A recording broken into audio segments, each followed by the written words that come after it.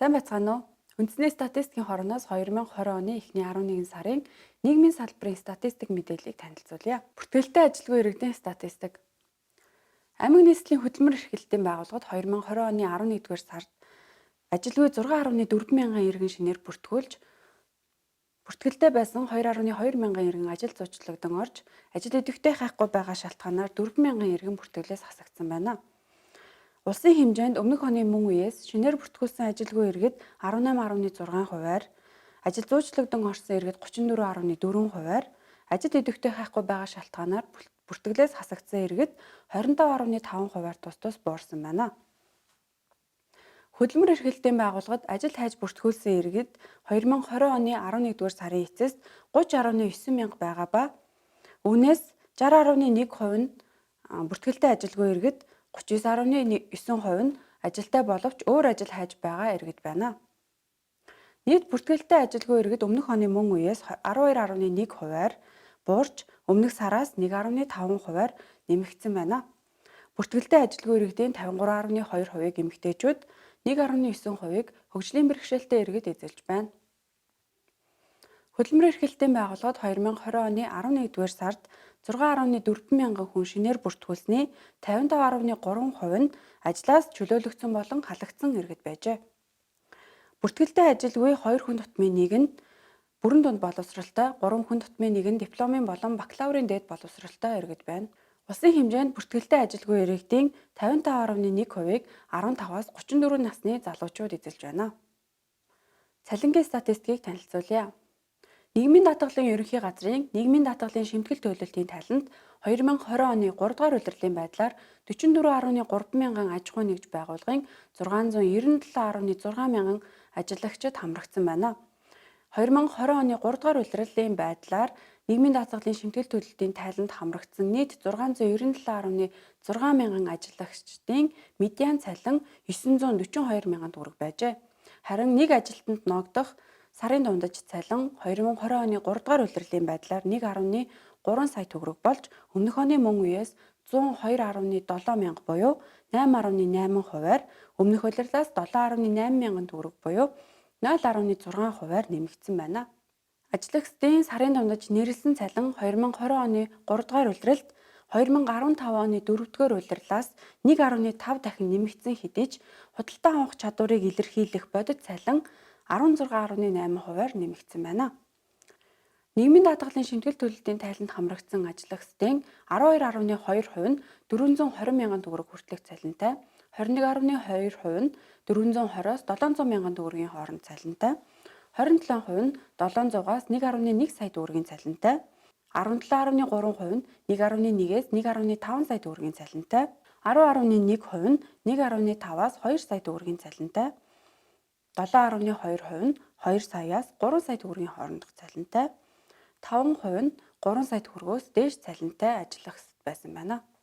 Ажиллагчдыг цалин хөлсний бүлгээр нь авч үзвэл өмнөх улирлаас 420 мянган төгрөг хүртэлх цалинтай ажиллагчид 3.6 мянгаар, 420-оос 900 мянган төгрөгийн хооронд цалинтай ажиллагчид 7.2 мянгаар, 900-аас 1.5 сая төгрөгийн хооронд цалинтай ажиллагчид 2 мянгаар, 1.5-аас 3 сая төгрөгийн хооронд цалинтай ажиллагчид 4.7 мянгаар, 3 сая төгрөгөөс дээш цалинтай ажиллагчид 3.7%-аар тус тус нэмэгдсэн байна.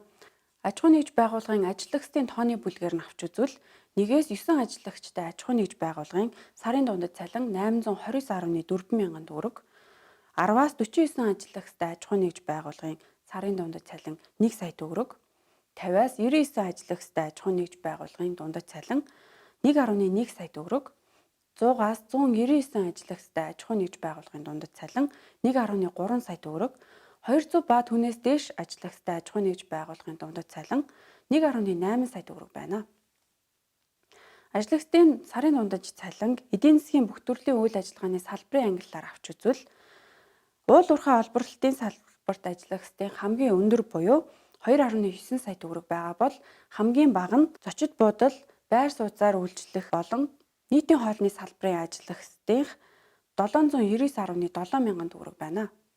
Ажиллагчдын сарын дундаж цалинг ажил мэргэжлийн ангиллаар авч үзвэл 2020 оны 3 дугаар улирлын байдлаар Техникч болон туслах дэд мэргэжилтний цалин хамгийн өндөр буюу 1.5 сая төгрөг. Харин хөдөө аж ахуй, ой, загас агнуурын мэргэжсэн ажилтных 718.1 мянган төгрөг буюу хамгийн бага байна. Нийгмийн даатгал халамжийн статистикийг танилцуулъя.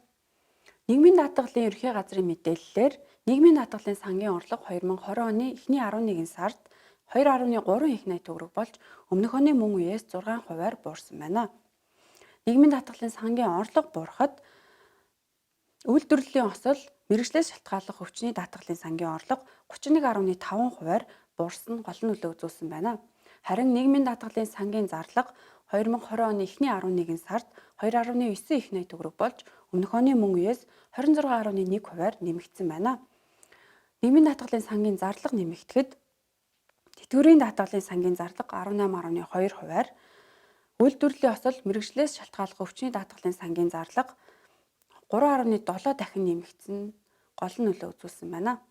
Ажилгүйдлийн даатгалын сангаас 2020 оны эхний 11 сард 19.4 мянган хүнд 45.5 тэрбум төгрөгийг тэтгэмж олгосон байна. Өмнөх оны мөн үетэй харьцуулахад ажилгүйдлийн даатгалын сангаас тэтгэмж авагчид 8.4%-аар буурч харин олгосон тэтгэмжийн хэмжээ 15.9%-аар нэмэгдсэн байна. Монгол Улсын засгийн газраас коронавирус цар тахлын дэгдэлтийн улмаас үйл ажиллагаанд оролдож орлого нь буурсан төрийн бус хэвшлийн аж ахуй нэгж байгууллага болон ихтэйд сургуульд ажилладаг даатгуулагчид мөн сайн дураар даатгуулагчдад 2020 оны 7 дугаар сараас эхлэн сар бүр 200 мянган төгрөгийн дэмжлэг олгож эхэлсэн билээ. Энэ оны эхний 11 сарын байдлаар тус дэмжлэгийг 220.8 мянган даатгуулагчдад олгосон ба нийт орлогосон тэтгэмжийн хэмжээ 44.1 тэрбум төгрөг болсон байна. Хөдөлмөр халамжийн үйлчилгээний ерхий газрын мэдээллээр нийгмийн халамжийн сангаас 2020 оны эхний 11 сард давхарцсан тоогоор 2.5 сая хүнд 1.4 их найт төгрөгийн тэтгэвэр тэтгэмж тусламж үйлчилгээ хөнгөлөлт олгосон байна. Энэ нь өмнөх оны мөн үетэй харьцуулахад нийгмийн халамжийн үйлчилгээнд хамрагдагчид 11.7%-аар, үйлчилгээнд олгосон тэтгэвэр тэтгэмж тусламж үйлчилгээ хөнгөлөлтийн хэмжээ 2.4 дахин нэмэгдсэн байна. Нийгмийн халамжийн үйлчилгээнд хамрагдагчид болон тэдгээрт олгосон тэтгэвэр тэтгэмж тусламж үйлчилгээний хэмжээ нэмэгдэхэд хүүхдийн мөнгөнд тэтгэмж авсан 0-18 насны хүүхдийн тоо 18.4%-аар, тэдгээрт олгосон тэтгэмжийн хэмжээ 4.6 дахин нэмэгдсэн нь гол нөлөө үзүүлсэн байна. 2020 оны эхний 11 сарын байдлаар 18 хүртэлх насны 1.2 сая хүүхдэд 957.5 тэрбум төгрөгийг тэтгэмж олгон олгоод байна. Эрүүл мэндийн статистикийг танилцуулъя. Улсын хэмжээнд 2020 оны эхний 11 сарын байдлаар 69.4 мянган их амарчид 69.9 мянган хүүхэд төрсөн нь өмнөх оны мөн үетэй харьцуулахад амарсан их 2.3%-аар төрсөн хүүхэд 2.4%-аар буурсан байна. Эхийн эндэгдэл 2020 оны эхний 11 сард 23 болж өмнөх оны мөн үеэс 27.8%-аар нэмэгдсэн байна.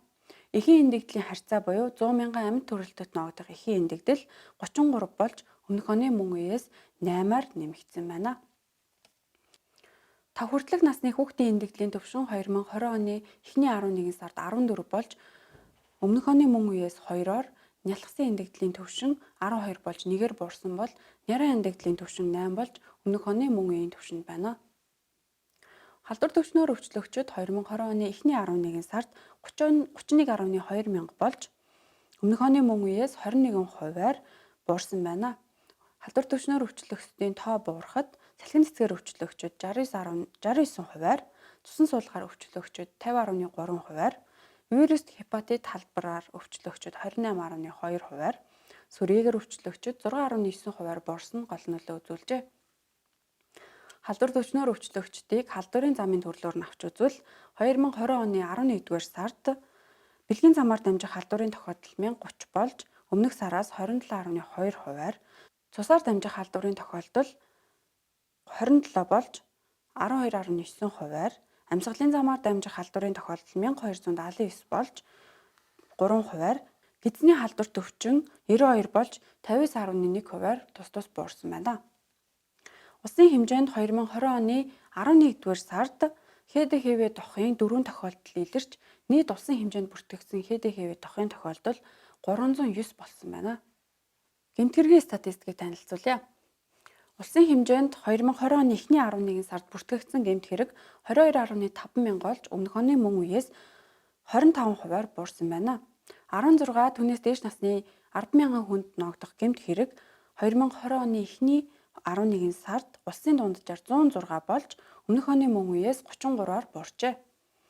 Нийт гэмт хэрэг өмнөх оны мөн үеэс буурахад өмчлөх эрхийн эсрэг гэмт хэрэг 32%-аар, хулгайлах гэмт хэрэг 39.4%-аар, хүний эрүүл мэндийн халдшгүй байдлын эсрэг гэмт хэрэг 8.6%-аар, мал хулгайлах гэмт хэрэг 37.7%-аар, дээрэмдэх гэмт хэрэг 52.2%-аар, заллах гэмт хэрэг 9%-аар, хөдөлгөөний аюулгүй байдал, тээврийн хэрэгслийн ашиглалтын журмын эсрэг гэмт хэрэг 21.3%-аар, хөрөнгө завших гэмт хэрэг 30.5%-аар, нийтийн албаны ашиг сонирхлын эсрэг гэмт хэрэг 42.1%-аар, хүний бэлгийн эрхчлөө халдшгүй байдлын эсрэг гэмт хэрэг 21.3%-аар, эдийн засгийн гэмт хэрэг 43.7%-аар тус тус буурсан нь гол нөлөө үзүүлсэн байна.